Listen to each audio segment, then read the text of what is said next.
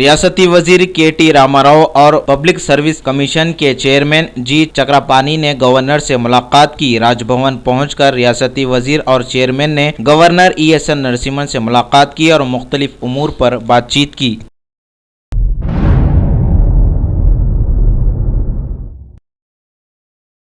बल्दी division Jahanuma में तरक्याती कामों का इफ्तिताह कुल हिंद मजलिस इत्तेहादुल मुस्लिमीन के रुकन असम्बली हल्के बहादुरपुरा मोहम्मद मौजम खान के हाथों अमल में आया। 20 लाख रुपयों की लागत से तरक्याती काम जारी है। सत्तारबाग के मुख्तलिफ इलाकों का रुकन असम्बली ने पैदल दौरा किया, आवाम से फर्दन मुलाकात की और मसाइल को दरियाफ्त किया। ज़ेर इल्तिवा कामों को और मजीद तरक्याती कामों को जल्द अज जल्द मुकम्मिल करने का दिया तयक़ुन। इस मौके पर रुकन असम्बली के हमरा कॉरपोरेटर के अलावा सरगर्म मजलिस के कारकुनान भी मौजूद थे।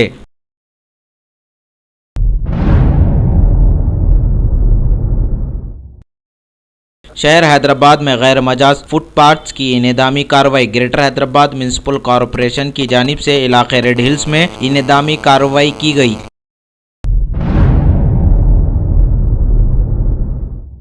गुरु नानक साहिब की 547वीं यौम पैदाइश के मौके पर तकरीब का इनेकाद अमल में आएगा। सिकंदराबाद में प्रेस कॉन्फ्रेंस से खिताब करते हुए बताया कि 547वीं यौम पैदाइश की तफसीलात बताई गई और पोस्टर्स की रस्म इजराई भी अमल में लाई गई।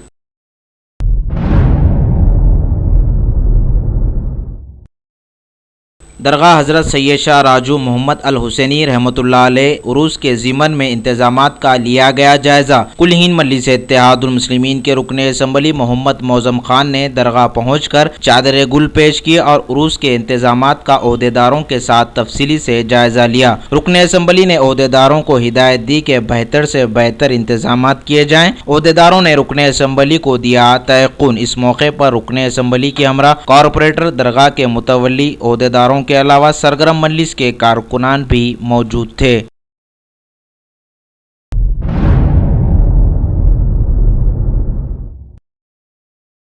शहर हैदराबाद में सुबह की अव्वलिन सातों में आरटीए के धावे रोड ट्रांसपोर्ट अथॉरिटी के ओहदेदारों ने खानगी ट्रैवल्स के बसों की जांच की। बगैर दस्तावेजात के बसों को चलाया जा रहा था। 9 बसों पर आरटीए ने सख्त कार्रवाई की।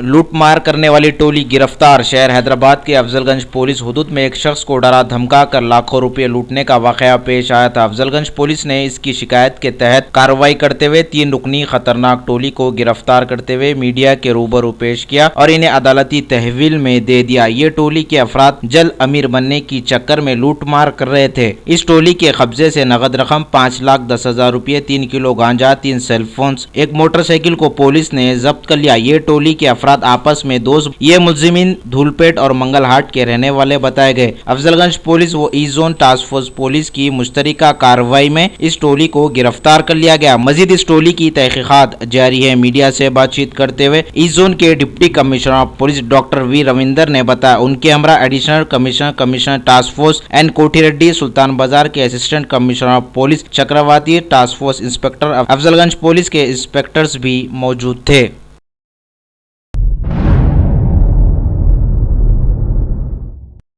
टप्पा चबूतरा पुलिस ने 3 रुकनी टोली को गिरफ्तार कर लिया। पुलिस ने शिकायत के तहत कार्रवाई करते हुए 3 रुकनी सारिकों की टोली को गिरफ्तार करते हुए मीडिया के रूबरू पेश किया और इन्हें अदालती तहवील में दे दिया। ये टोली के अफराद सेलफोन्स का सरखा किया करते थे। इन मुलजिमीन के कब्जे से 10 सेलफोन्स को पुलिस ने बरामद कर लिया। मजीद इस टोली की तहकीकात जारी है। मीडिया से बातचीत करते हुए टप्पा चबूतरा पुलिस के सर्कल इंस्पेक्टर रविंदर ने बताया,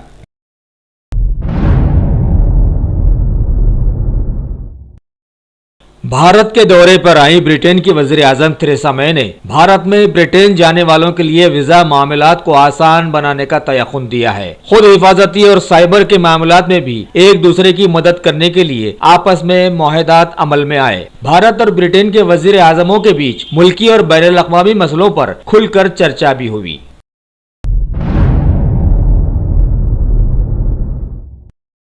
ब्रिटेन की वज़ीर-ए-आज़म थेरेसा मे ने कहा कि उनका ये भारत का दौरा दोनों मुल्कों के आपसी मेल मिलाप और दोस्ती का जामिन बना है। डीडी न्यूज से खास बातचीत में जमहूरियत और आज़ादी की लड़ाई के हवाले के साथ साथ दहशतगर्दी से एकजुट होकर लड़ने का उन्होंने किया ऐलान।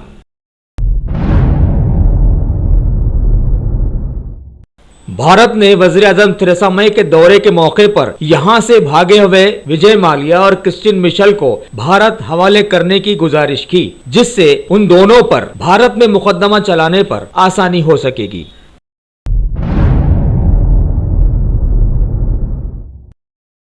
वज़ीर आज़म श्री नरेंद्र मोदी ने आज खास तौर पर कहा है कि भारत में दहशतगर्दी के लिए कोई जगह नहीं है। उन्होंने सरकारी नौकरियों और दूसरे मामलात में शिफाफियत पर भी जोर दिया। उन्होंने ये भी बताया कि आधार को योजना से जोड़ने की वजह से 36,000 करोड़ रुपयों का मुल्क को फायदा हुआ है।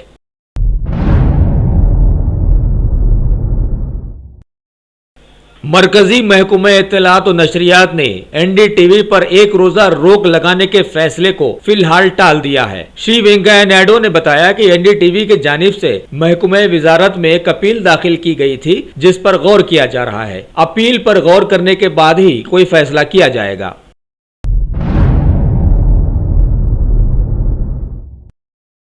श्री वेंकैया नायडू ने कांग्रेस पर कड़ी तनकीद करते हुए कहा कि कांग्रेस पार्टी को जमहूरियत और अवामी मफाद के बारे में ज्यादा फिक्र करने की जरूरत नहीं है, क्योंकि लगभग 21 चैनलों पर बैन उस वक्त लगा था जब कांग्रेस बरसरे इख्तिदार थी।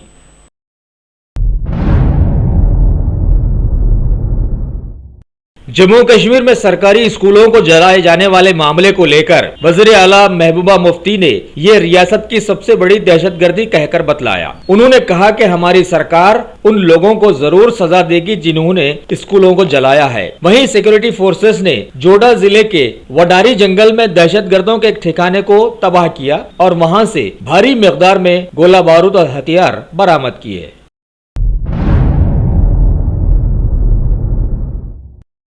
वज़ारत खारजा ने रिश्वत सतानी मामलात पर लगाम लगाने के लिए एक नई ब्लैक लिस्टिंग स्कीम को दी मंजूरी। मरकजी वजीर श्री मनोहर पारिकर की सदारत में मुनक़िदा तकरीब में महकमे खारजा के खरीदो फरोख्त विंग को भारतीय बर्री अफवाज के लिए 82,000 करोड़ रुपयों से ज्यादा की लागत के इराकी हल्के लड़ाकू तैयारों को भी खरीदने की इजाजत दे दी गई है।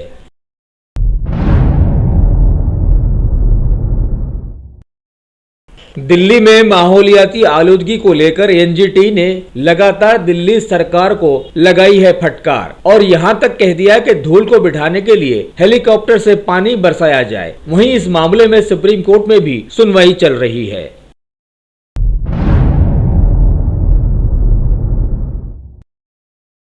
आज उत्तर प्रदेश के कैराना में मरकजी वजीर दाखिला श्री राजनाथ सिंह ने एक जलसे को मुखातिब करते हुए कहा कि सभा परिवार में झगड़े का खिमियाजा आम लोगों को नहीं उठाना चाहिए। अगर उत्तर प्रदेश में बीजेपी की सरकार बनी तो वो वहां पर बिना किसी डर के हर एक को जीने का हक देंगे।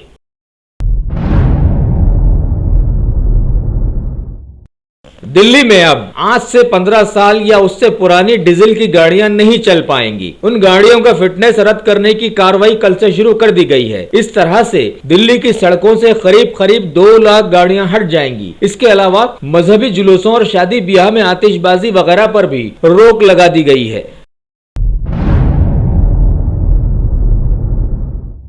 The father of nation Mahatma Gandhi के पोतरे कन्हू रामदास गांधी गुजरात के सूरत के एक अस्पताल में लंबी बीमारी के बाद इस दुनिया से चल बसे हैं। वो 87 साल के थे। उन्हें दिल का दौरा पड़ने के बाद 22 अक्टूबर को अस्पताल में शरीक करवाया गया था। सदर जमहूरिया और वजीर आजम ने उनके इंतकाल पर गहरे दुख का इजहार किया है।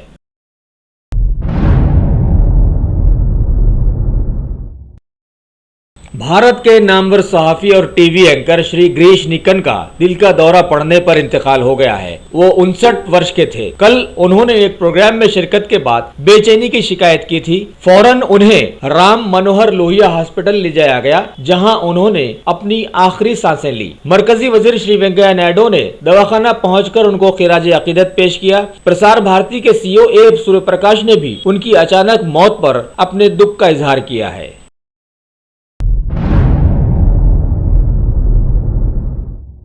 अमेरिका में सदारती इंतखाबात के लिए आज चल रही है वोटिंग। 2 बड़े उम्मीदवार हिलारी क्लिंटन और डोनाल्ड ट्रंप के बीच चल रही है कांटे की टक्कर। इंतखाबात से ऐन कबल हिलारी क्लिंटन को डोनाल्ड ट्रंप पर थोड़ी बढ़त दिखाई गई है।